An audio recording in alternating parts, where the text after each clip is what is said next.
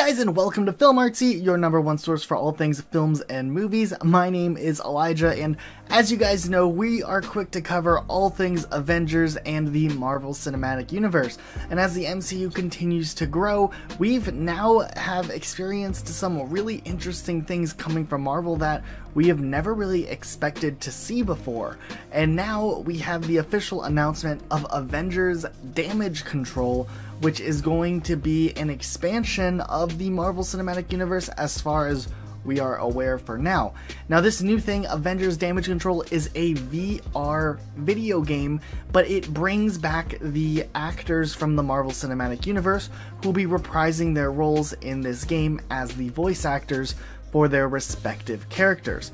Now story-wise, things are still a bit vague. We don't have any deep and very explained information as to how this all fits in to the actual Marvel Cinematic Universe, but from the looks of it and the fact that they're bringing talent from the actual movie timeline and the actors who played the roles, it's looking likely that this is going to be something that exists in the Marvel Cinematic Universe timeline, but it'll probably be something that maybe doesn't have as much weight as something we would see in the movie. Now, from what we've seen from the trailer, it appears that the character Shuri goes ahead and combines some of Tony Stark's old technology with Wakandan vibranium tech and creates new suits where the player takes on the role of this Iron Man, Black Panther crossover like character. It's a really cool concept, and it definitely makes sense as something as to what they could be expanding the technology with in the Marvel Cinematic Universe post Avengers Endgame. Now, with that, we're going to be seeing also a return of a major character from the MCU that we've speculated on this channel before to be making an appearance.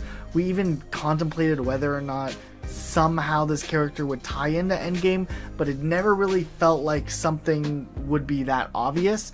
And maybe this is kind of those theories we had working in the background leading up to this, but it does look like Ultron is the major villain in this film, and they even have the voice actor to come back and reprise the role, which is really cool that everyone's on board, and it just shows that there's a really big budget to this VR game.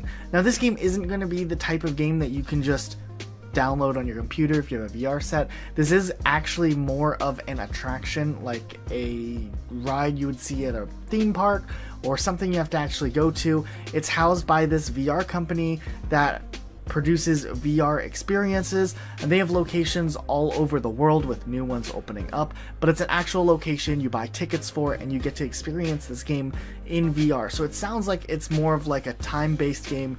You usually would complete it probably in one setting, which is maybe why this narrative can be so high stakes, because it's not like they're trying to make a video game and just spread things out over the course of a certain amount of time. There's a lot of really cool things going for this, and some of the returning characters that have been confirmed besides Ultron are Doctor Strange, of course we said Shuri, and we're also seeing the likes of Spider-Man with Tom Holland, which is really interesting after all the stuff that's gone on with Spider-Man in the background and over the course of time, and also the Incredible Hulk, which is the one thing that pops up that kind of throws us off a little bit as to what's going on with this game, because if you remember from Endgame, Bruce Banner is kind of the Professor Hulk stage, and from what they showed in the trailer, it looks more like a regular Incredible Hulk that we would expect.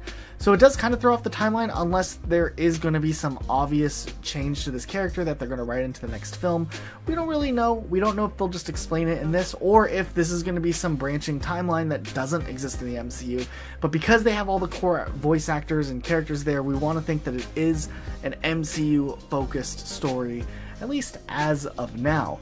Now, this company's also done other VR things in the past. A notable one is a Star Wars VR game that also has a release, and it's really interesting to see. Graphically looking, it doesn't necessarily look like the most immersive graphics. It definitely looks like a video game, but the good thing is when they kind of tone back the graphics and you're playing a game in VR, sometimes it's better to have a higher functionality and a higher frame rate when playing rather than having the most gorgeous graphics.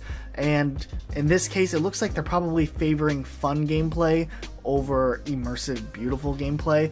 And at the same time, it looks like the game probably will speak for itself as to how this gameplay is going to translate to a player in VR. It's going to give players a chance to actually feel like Iron Man with a friend or someone else partnered up with them, and that's really cool, and it's not something we've really gotten to see before, and I think this is a huge step, and we're really excited to see what it does and what this could lead to for the future of the Marvel Cinematic Universe. Hopefully Marvel continues to choose to expand these types of projects with their characters that they have and tell some interesting stories. We also know that Ant-Man and the Wasp will be making an appearance. Once again, Paul Rudd and Evangeline Lilly are going to be making their voice acting returns for these characters, so it's shaping up that they have some major players in this universe coming back, and there's going to be even more characters associated with it as well, and we're pretty excited to see where it goes from here. But when it comes down to whether or not this is going to play a major role in the Marvel Cinematic Universe, we're going to kind of go off of that this is in the universe. Kevin Feige, the producer of this game, and the role he has in everything MCU is massive. He did go ahead and say that they're always looking for ways to expand the MCU into other types of storytelling experiences, and that was directly relating to this. So we're going to go ahead and go with our gut and say that this is the MCU, and it's probably taking place post Avengers Endgame, but it's exciting to see kind of what's going on with some of these characters in some extent, even if it's not a major film. So we wanted to turn it around to you guys. What do you guys think of this new game? Is this something that you're willing to go out to play? They have several locations across the United States, several in Canada, and they're opening up a ton in Europe. They even have some in other countries and continents as well. You can check out more on their website, but let us know what you think. Would this be something you'd be willing to spend money to go and check out? Let us know what you think in the comments down below. Be sure to subscribe and notifications on for more videos like this, and we'll see you all next time with a brand new video. Bye guys. Talking? I'm about to. Hi everybody. Hey everybody, how you doing?